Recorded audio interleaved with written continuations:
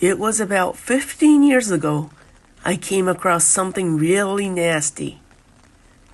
Mr. Kakuta, a CEO with a face like a Yakuza gangster, began his story. He runs a demolition company, and he himself works on the front lines as a foreman.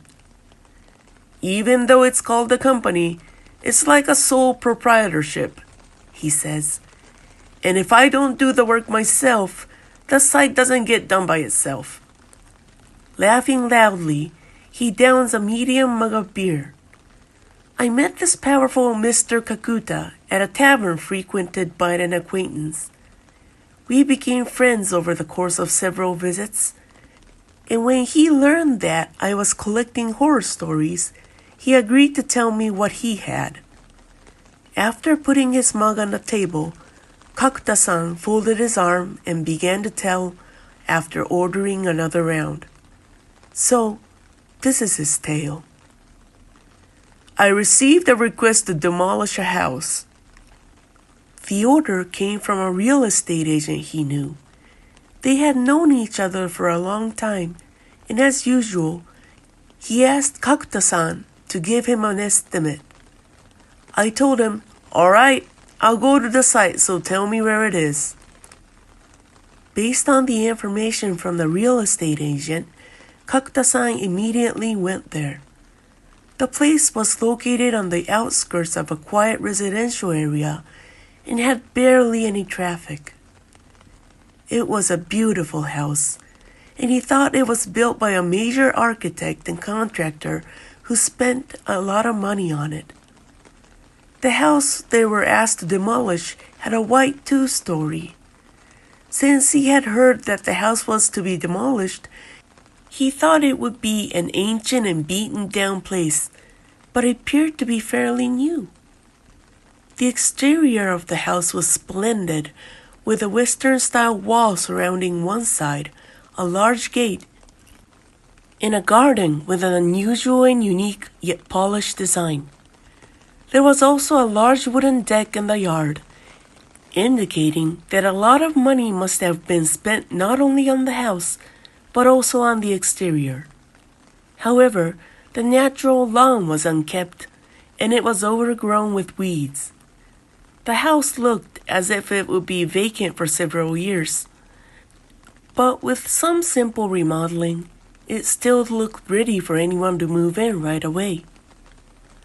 "I went and looked at the property. Are you going to demolish it? It would be a waste."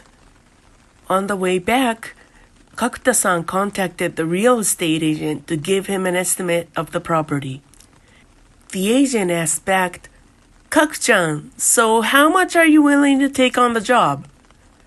The real estate agent rushed to answer before giving any answer to Kakuta-san's question. He was a little puzzled by his hasty response and proceeded with the conversation. "I'd like at least 3.5 million, considering the size of that lot and the size of the house." Then the agent said, "I know it's a lot to ask, but can you do it for about 2 million? 2 million? That's too much to ask. This fee includes household goods, isn't it? That would be 3 million no matter how cheap." "Then 2.5 million. 2.5 million, please," he interrupted. Kakuta-san was about to refuse the offer, but the agent seemed desperate than ever, so he assumed there was a reason. Okay, 2.5 million it is. Let's do it. I know you've been giving me a lot of work, so if I don't return the favor once in a while, I'll be punished." He laughed. "I'm really sorry, Kaku-chan. I owe you one." The agent thanked him. "Don't worry about it, but you must have a good reason to bargain, right? I know this is a silly question, but can you tell me the reason you want the house to go so badly, Mr. Fukuda?" "I'm sure you know who Mr. Fukuda is, but just to be clear, he's the owner of the real estate agency. Kakuda-san always said that there is a unique market price for Fukuda's projects. Of course, there's the general market price, but since they have known each other for a long time, they seem to have a sense of the amount of money that Mr. Fukuda should charge this much. That is why Kakuta-san was surprised that Mr. Fukuda negotiated a price with him, which was something he had not done in the past few years. It's like I cheated my way out of this, Kaku-chan, but... Huh? I was gonna explain to you if you accepted the contract, but... Nah, I really should have told you when I asked for an estimate. You know what happened there a few years ago? The one where the whole family was killed? Hey, yeah! I remember now, that one.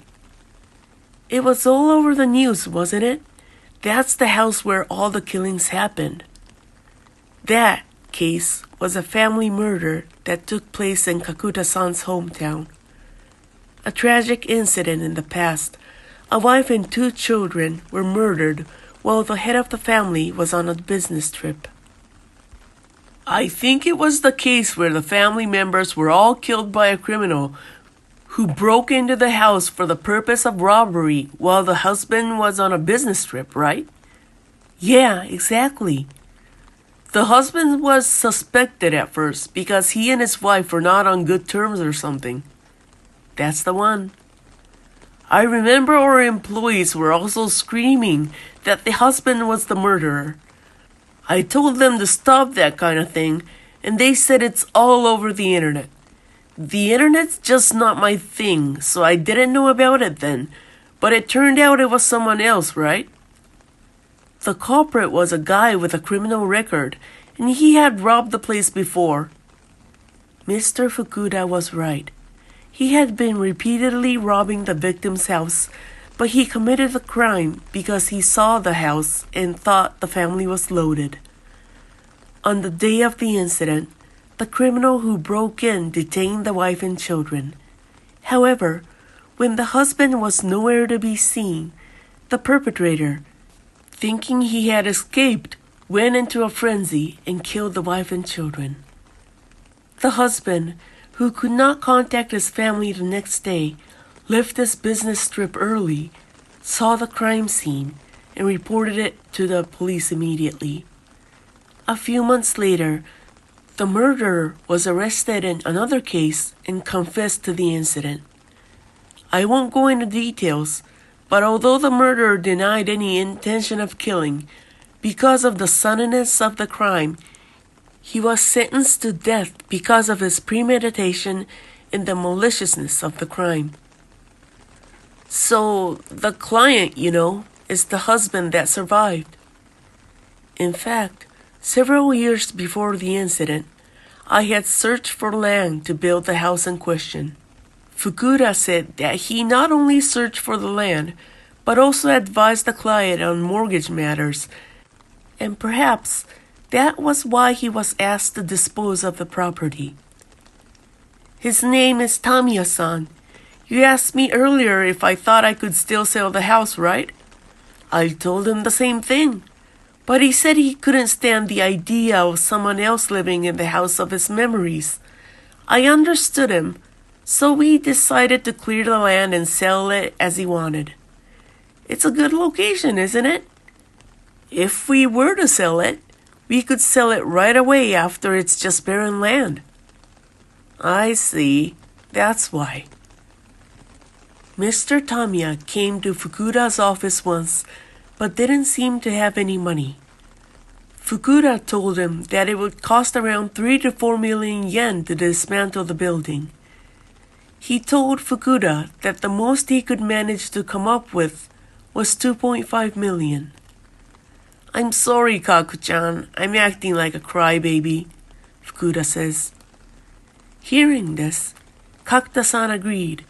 He felt that he had come to his senses and, conversely, felt that he had to help people.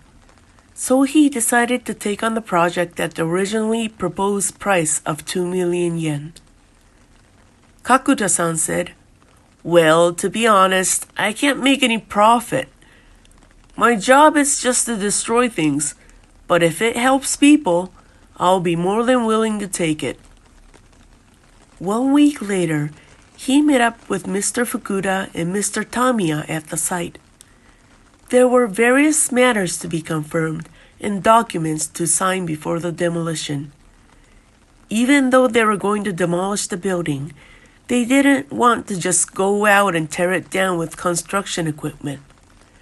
They had to confirm the building and land in advance, measure the width of the road facing the site, and the distance from the neighboring house, and so on. In this case, Mr. Tamiya wanted all the household furniture and goods to be disposed of, so they told him that they would dismantle everything. They also confirmed whether or not to have a demolition purification for the tragic incident, but Mr. Tamiya declined. "The truth is, I wanted them to hold a Shinto ceremony of purifying a building site because of what happened," Mr. Fukuda said. "But we couldn't force Mr. Tamiya to do it, so we decided to proceed as is." The police conducted an on-site inspection of the interior of the house and found that it had been left as it was at the time of the incident, only it had been cleaned up. After the police had finished their job, Mr. Tamiya had cleaned up the house by himself. "To be honest, I don't even want to go in the house." Mr. Tamiya turned his back to Kakuta-san and the others in the living room, muttered something that left a strange impression on him. So the contract was signed and the schedule was adjusted. 1 month after the meeting, the decision was finally made to dismantle the building. One might have the impression that heavy machinery would suddenly be used for demolition, but this was not the case. I did not notice, but the first step was to remove equipment and interior materials by hand. I was told that home appliances and household goods must also be removed at this point, and that the demolition work must be done separately due to various legal restrictions. When the demolition finally began, Mr. Tamiya watched the work from the beginning to the end of the first day. Kakuta-san also told him that it was dangerous for him to be there when tearing the building down, but he changed where he stood each time and watched the work. Kakuta-san said, "In our talks, he told me that he and his wife were not getting along, but that was only a short time before the incident, and they were basically doing fine. Mr. Tamiya said that the children were good and honest. He said he had built the house with the hope that the family would be happy. It was really heartbreaking to think about that, knowing what happens after." When it was finally time for the heavy machinery to go to work, Kakuta-san found Mr. Tamiya watching the work as usual and told him that they were going to start demolishing the house. "It's time, huh?" Mr. Tamiya looked sadly at the house filled with memories. Not finding any words to say, Kakuta-san bowed and returned to his work. A backhoe with a young employee on board was about to start tearing down the house. The arm of the backhoe was raised and the bucket began to smash the second floor. "I've handled a lot of demolition projects," Kakuta-san said, "but this is the first time I had that kind of heart-wrenching feeling." It was when about half of the house had been dismantled that he was observing the work with an uneasy feeling.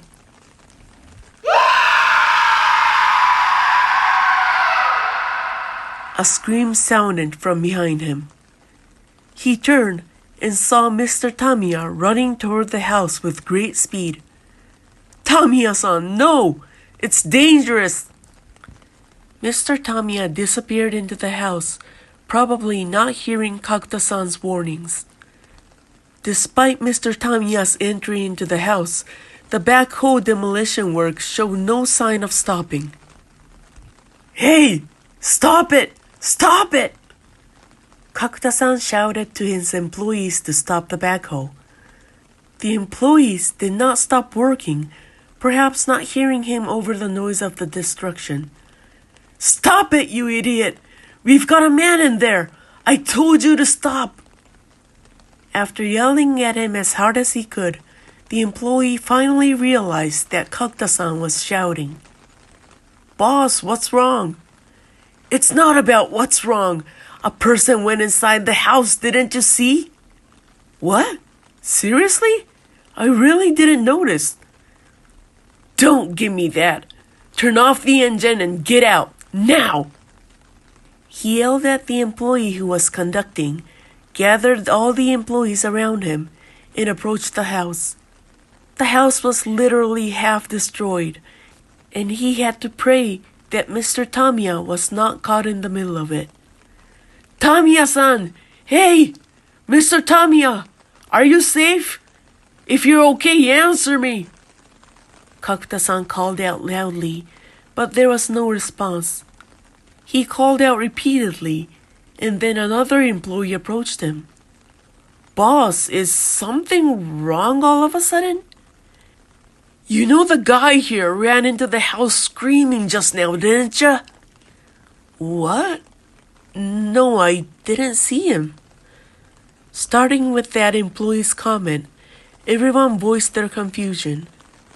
Everyone said they didn't see anything. "How can there be so many of you and no one has seen him?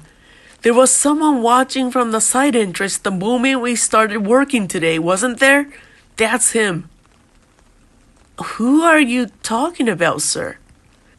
"Not just today, but the person who's been watching us since we started dismantling this house." "Boss, don't be afraid. There's no such person." All the employees there assured him that they had not seen Mr. Tamiya. Kakta-san got chills all over his body at that moment. He asked the crew, "Didn't you see me talk to him once in a while?"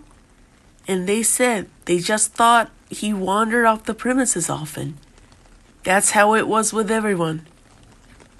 Kakta-san was puzzled by the situation, but he called the police and emergency services just in case.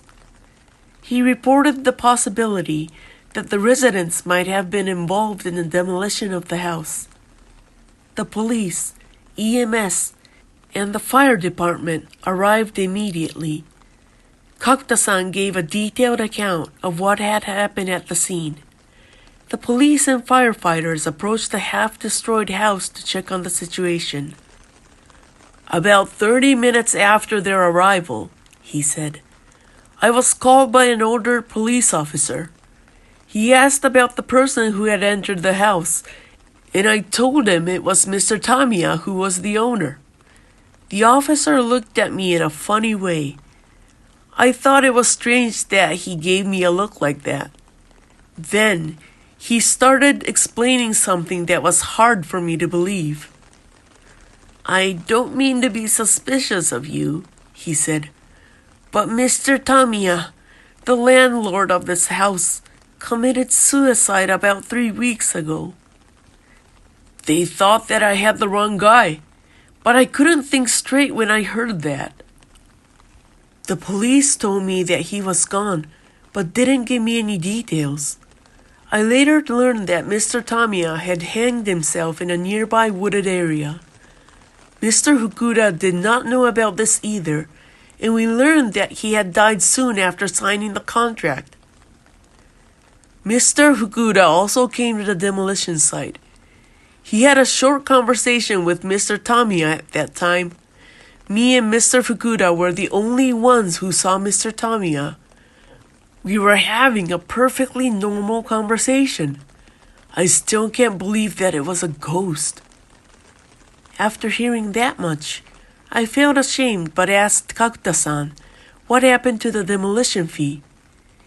He thanked Mr. Tamiya, saying that the money had been transferred immediately after the contract was signed. "I've been involved in many demolition sites, but I've never had such a bad aftertaste.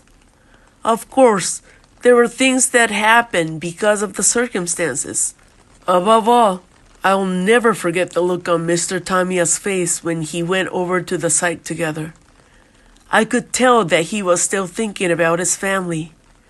I remember he said something like, "If only I hadn't gone on that business trip that day," or some such regretful remarks.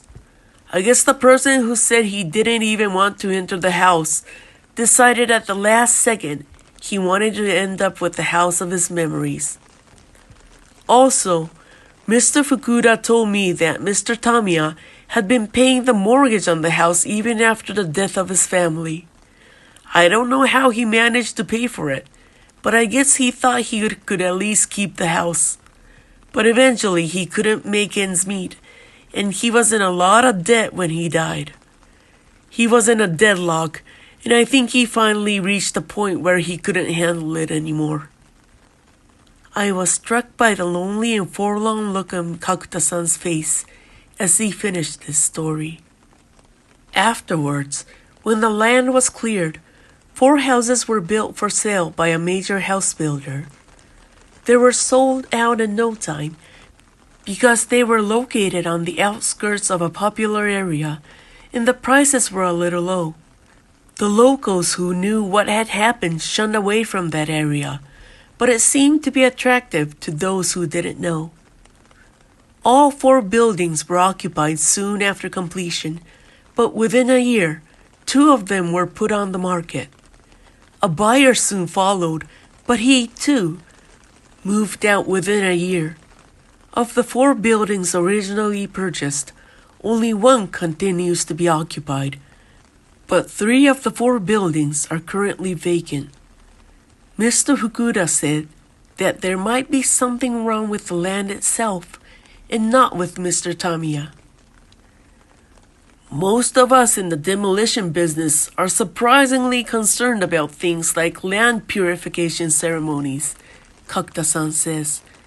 It's true there are a lot of people in the demolition business who underestimate such things, and in fact they have suffered a lot of pain. Fortunately, in this case, there was no such accident. Well, if you like scary stories, you'd better remember them. Kakuta-san finished his tale and took a giant gulp of beer.